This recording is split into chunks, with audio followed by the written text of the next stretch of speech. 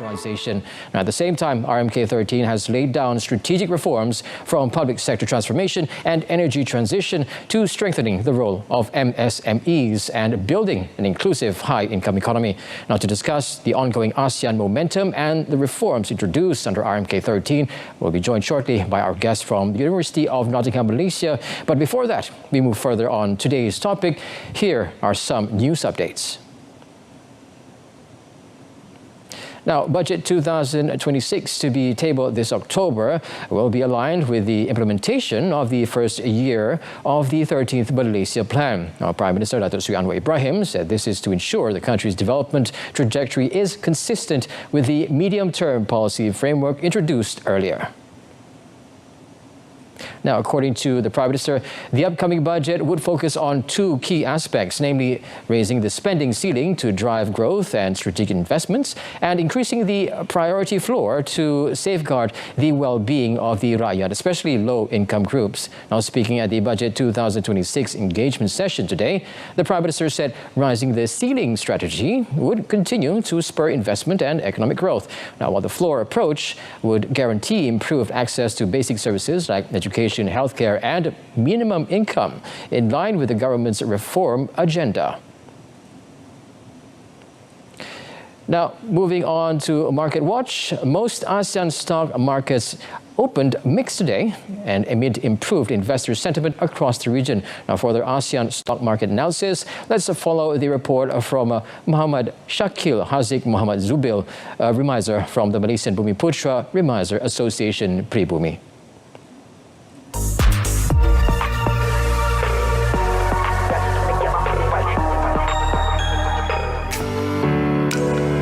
We're looking into the most Asian market open mixed today. It was better sentiment. The FMKSI Malaysian market we see open slightly lower at 1540, down 1.48 points or 0.09%. The JCI Indonesia opened higher at 7563, up 60 points or 0.81%. The STI Singapore opened higher at 4255, up 28 points or 0.67%. The Philippines opened slightly lower at 6335, down 35 points or 0.55%, and also the Vietnam opened slightly lower at 1572, down 1 point or 0.04%. And as we can see, Wall Street ended higher overnight with the S&P 500 and Nasdaq supported by strong corporate earnings. Tech giant like Apple surged 2.8% on news of a US 100 billion local manufacturing pledge, while Arista Network and Match Group jumped over 10% on better than expected results. At the same time, markets are increasingly pricing in a Fed rate cut as early as September, with odds now at 89%, driven by weak US job data and stalled service sector. But investors remain cautious. You see, President Trump's tariff threats on pharma and chips and are fueling fresh uncertainty with new levies expected in the coming days. The mixed backdrop, solid earnings but macro data may boost short-term risk appetite in Asian market, especially in the tech export-heavy sector like Malaysian and Vietnam. However, trade-related tensions and Fed policy will remain key watch point in the coming weeks.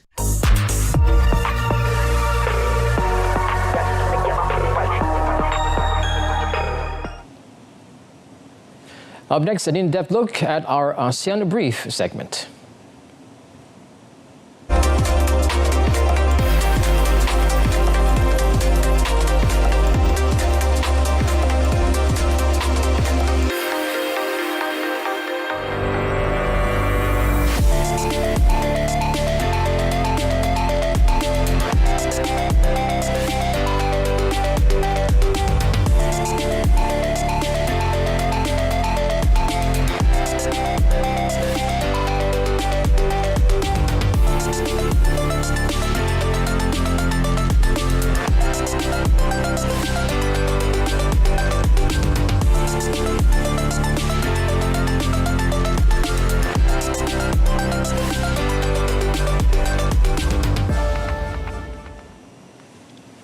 Now, as ASEAN chairman for 2025, Malaysia has helped drive regional progress in the face of shifting trade dynamics, accelerating digitalization, and the global push for a green economy.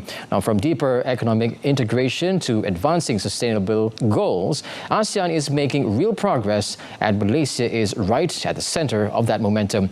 Back home, the RMK13 is shifting or setting the lure or tone for Malaysia's transformation by outlining key strategic reforms across economy, society, and also the environment. So the big question is, with ASEAN momentum building and RMK13 reforms now underway, what's next for Malaysia? Today, we have, of course, going to unpack what's at stake and what has been achieved so far, and what Malaysia must do next with this as well. So today we have Dr. Tricia Yeoh, Associate Professor for Practice School of Politics and International Relations from University of Nottingham, Malaysia, to share her thoughts on today's matter. Thank you so much, Doctor, for coming to the studio. Thanks for inviting and thanks for having me. Now, Malaysia, as chair of ASEAN, right? What have you achieved so far? It's been 7 months since Malaysia took the lead as ASEAN chair. Now, what have you seen so far? So first off, I think we just want to say that it's a particularly eventful year, not just for ASEAN, but for the world, because of the announcements that took place on Liberation Day from the US regarding the reciprocal tariffs. So I think, having that at the start of the year already put a lot of countries, ASEAN as a regional bloc included, on a sort of situation where they had to respond very quickly. So ASEAN has always talked about economic integration. So this year has been a test for this regional bloc to see whether the bloc would be able to negotiate as a bloc as opposed to individual countries. So I think at the outset, that is something that ASEAN has certainly attempted to do. At the end, of course, the individual countries did have individual negotiations with the US, but I do think this has accelerated ASEAN's thinking as to why it's so important to integrate as a common economy. So that's one. In terms of the other achievements, I mean, of course, every year you have a very packed, full ASEAN calendar, and that's been no different for Malaysia chairing. Of course, we have the foreign ministers meeting, we have the summit, we have another summit coming up. What's different this year is that we had the ASEAN GCC China summit, where a lot of new talk and new agreements were discussed. I think the two big things that we may want to say is that there's an upgrade of the ASEAN-China Free Trade Agreement, and also the upgrade of the ASEAN Trade in Goods Agreement. And the one thing we want to look forward to is the DEFA, the Digital Economic Framework, which is going to hopefully come about at the end of the year. The last thing, I know, I just talking about kind of top-line, big-ticket items. The last thing that has just happened, of course, is Malaysia's successful bringing together of the two nations in terms of approving the ceasefire or having achieved and accomplished a ceasefire between Thailand and Cambodia. So I think that precisely encapsulates the role that a regional bloc like ASEAN is there to do. It precisely tells you that when there are these moments of potential crisis, of potential tension geopolitically, that's where ASEAN can step in. Well, that's great as well, especially when it comes to the ASEAN Digital Economy Framework, which has been tabled as well. And also, it seems that the launch of the ASEAN Community Vision post-2025 as well. But before that, we've moved further towards the further questions with you, Doctor. We're going to go for a little short break, and when we come back, we'll follow back with our doctor today and follow up on today's little question. We're going to go for a short break for make way for the Azan prayers.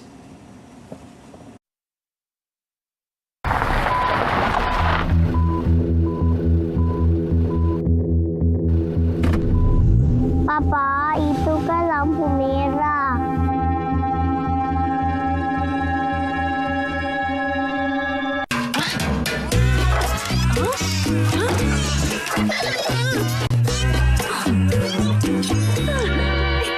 Guna mentol jimat tenaga untuk lebih jimat.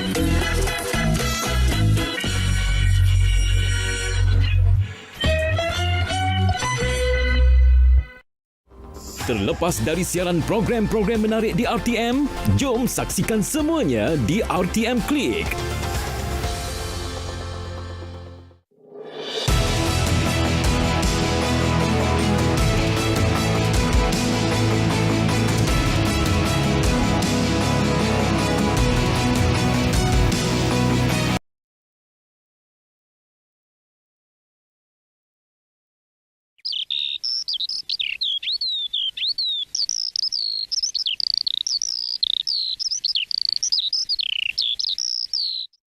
Allahu Akbar, Allahu Akbar, Allahu Akbar, Allahu Akbar.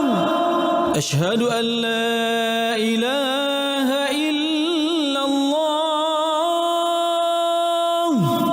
Ashhadu an la ilaha illallah.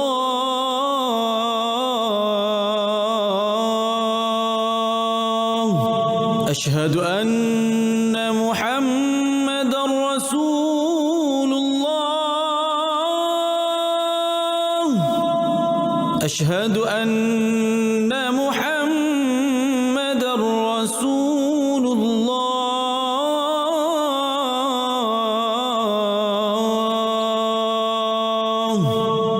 حي على الصلاة.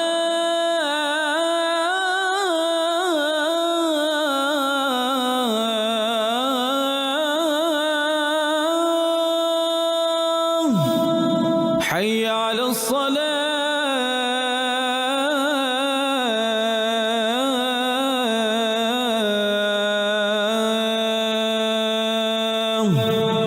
حي على الفلاح.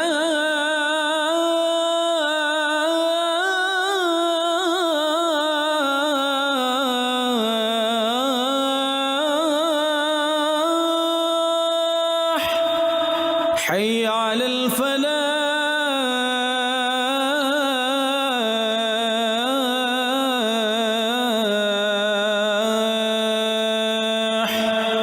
الله أكبر، الله أكبر. لا إله إلا الله. اللهم رب هذه الدعوة التامة والصلاة القائمة آت سيدنا محمدا الوسيلة والفضيلة والشرف والدرجة العالية الرفيعة وبعثه مقاما محمودا الذي وعدته إنك لا تخلف الميعاد.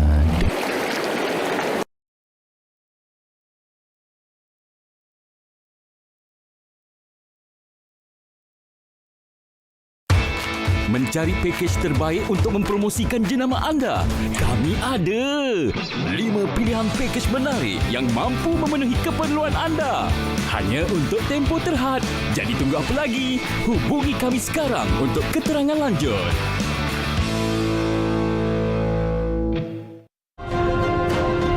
Asean Glossary.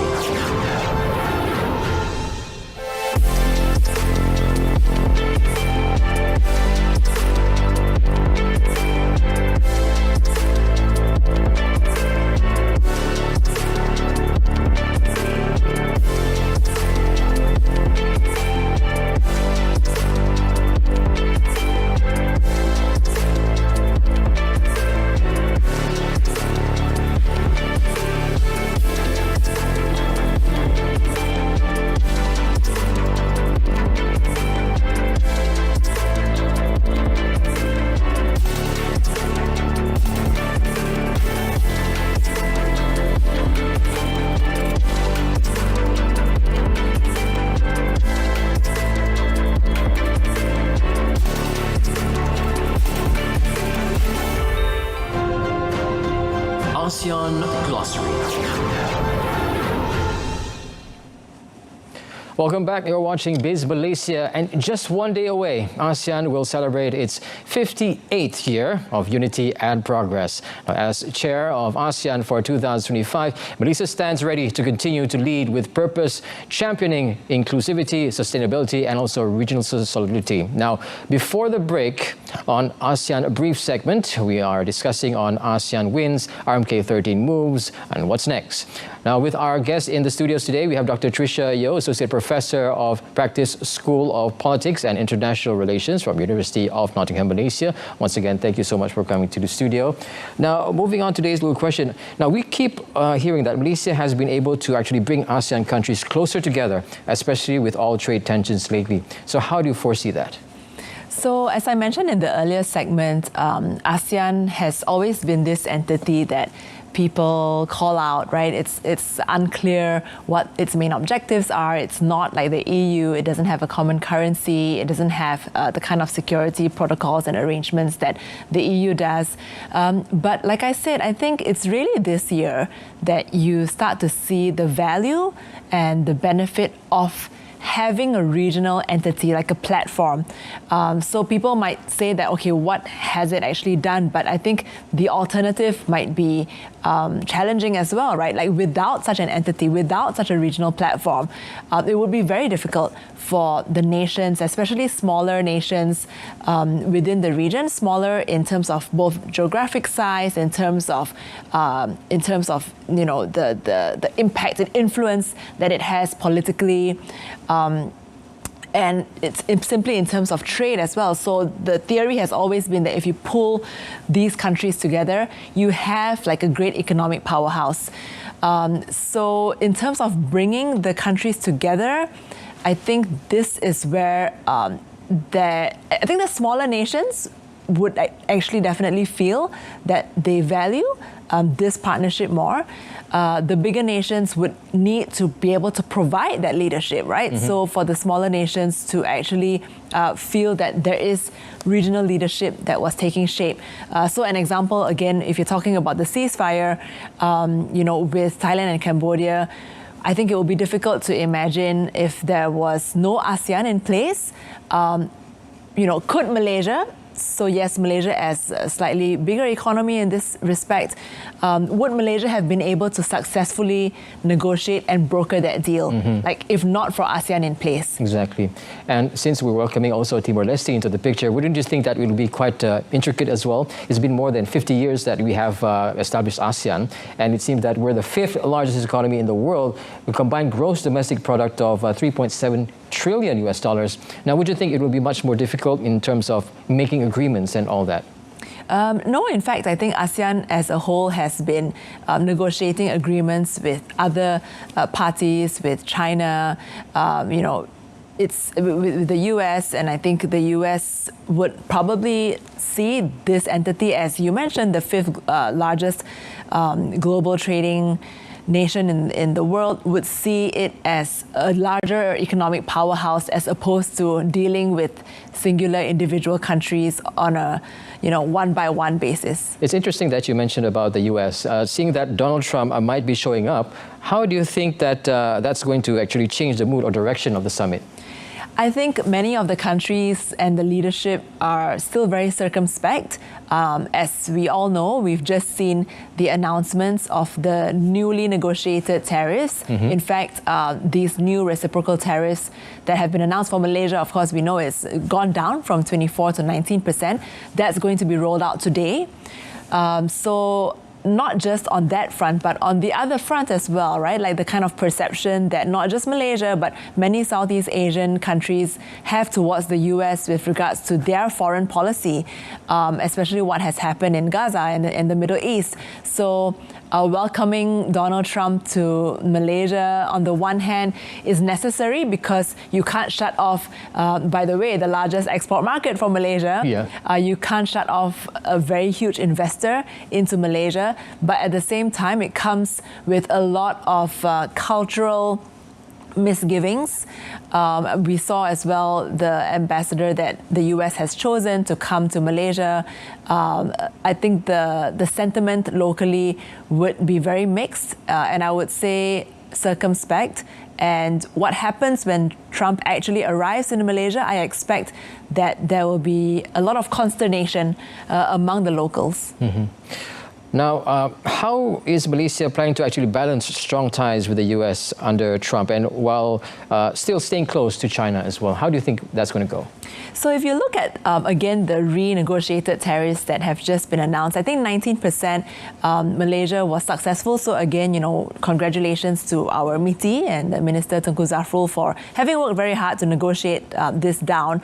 And on balance of things, I think we managed to emerge I think if you compare with the regional neighbors as well, not as great as Singapore, but I think we would never have reached the 10% rating, but relatively unscathed. But I think, so I would caveat that to say that in terms of the agreements that Malaysia has done, in terms of what we've agreed to purchase, so we are buying, $150 billion worth of semiconductors, aerospace, including many of these Boeing aircrafts, as well as data centers, right? And then, of course, on top of that, you also have purchase of LNG via Petronas, and some of the other concessions, nothing to do with the more major red lines. When you talk about Bumiputra, halal, procurement issues, are those things we managed to secure. But these things and these concessions are quite huge as well. So, being able to bring down the tariffs to, 98% of US exports into Malaysia. So many of these things, I think, are actually larger in terms of the quantifiable things that we've put on the table compared to some of our neighbors.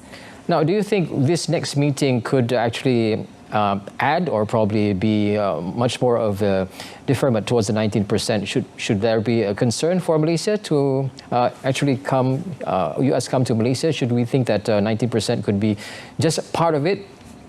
Or could it change in the near future? I mean, the problem is that whatever decision is made, there will be criticism invited. So, for example, if you talk about the concessions that were given to the US, there will be criticism of that, and we've seen some of that. But on the other hand, if you talk about the tariff reduction to 19%, it is relatively a large amount of 5% down, but even then 19% is also high. So what's going to happen to our own industries, and not to mention the fact that US is also imposing 100% tariff on semiconductors, so that's still uncertain. And on top of that, you have a 40% transshipment tariff. So any goods that have conceivably something to do with China, meaning that some goods or some parts have come from China, stands to be taxed on top of the existing 19%. But I think it's still unclear as to what percentage of goods from China would be considered a 40% tariff slapped on top. And so this is a problem because, I mean, if following from the first US-China trade war, a lot of companies actually sought the China Plus One model. And this is where the supply chain of Southeast Asia has been so deeply integrated over the last 5 to 8 years, and it's very difficult to roll these back. But whatever the case, I do think that so fine. So we're done with the negotiation. This is rolling out today, and tomorrow the rollout of the transshipment tariff is taking place. So what now, right? So now Malaysia still needs to be very cautious as to the impact on our own economy. Because yes, our semiconductor industry, just before Trump came into power, we've been announcing so many investments into semiconductors, so many investments into data centers, into Johor, remember all that, right? And we welcome all that. But will there be implication on this? Which comes to the next question, RMK. Let's talk about RMK13. Now, let's talk about the planned setting of Malaysia up to become one of Asia's leading economies. So let's talk about that. How do we actually, become that? So, 5-year Malaysia plans, we know that they actually merely reflect what the government's existing policy already is. So I'm a little bit mixed as to whether there is value in producing these 5-year plans. I mean, on the one hand, it's a good signal to investors, it's a good signal to analysts and to researchers like us to say, okay, this is what the government intends to do, and in a way you kind of hold government to account based on that. But on the other hand, 5-year plans can also be considered highly outdated because things move really quickly. You're talking about AI that's coming into place, green economy, the environmental impact of what's happening with regards to the climate crisis. I mean, things happen quickly. So you need 5-year plans, but at the same time, you need to have that kind of flexibility and adaptability built into the institutions and the systems so that we can respond on a more agile basis. Looks like we have our job ahead of us. Now, what industries are we really focusing on to stay ahead? Is it tech, clean energy, or something else, do you think? So the government has emphasized honest, I mean, in the Malaysia plan, I'm glad to see things like good governance and institutional reform there. I think this is something that this particular government, cannot run away from. You need institutional strength to be able to deliver anything. The emphasis that government has done, I mean, they've put out so many different strategies, among which would be the semiconductor strategy. You've got AI coming into place, and there's a huge ASEAN AI conference as well. I look forward to seeing what the governance around AI is going to look like, especially in Southeast Asia. We are not the leaders on that front, right? And then the third linked area would be to do with green economy and tech. This seems to be what the government has put emphasis on, but at the same time, it's really important to see how they square against each other, because sometimes there may be some conflicting policy that each of them has with each other as well. So you can't sometimes want to push AI and tech at the same time as wanting a green economy, because they may be counterproductive to each other. What is the impact on the energy source, the energy requirements of Malaysia? I mean, this is why some countries actually don't want data centers, because it actually sucks up so much energy, and the same goes for AI. So we need to be able to see how these two potentially conflicting policy priorities square with each other. Hence with the power grid that's happening right now. Exactly. Now, before we end, what is the big picture that you think with everything Malaysia is doing this year, and are we really on track to becoming an economic hub of ASEAN? So, economic hub of ASEAN, I do think Malaysia is going in the right direction. I mean, one of the priorities is economic complexity, and economic complexity has been emphasized by the government.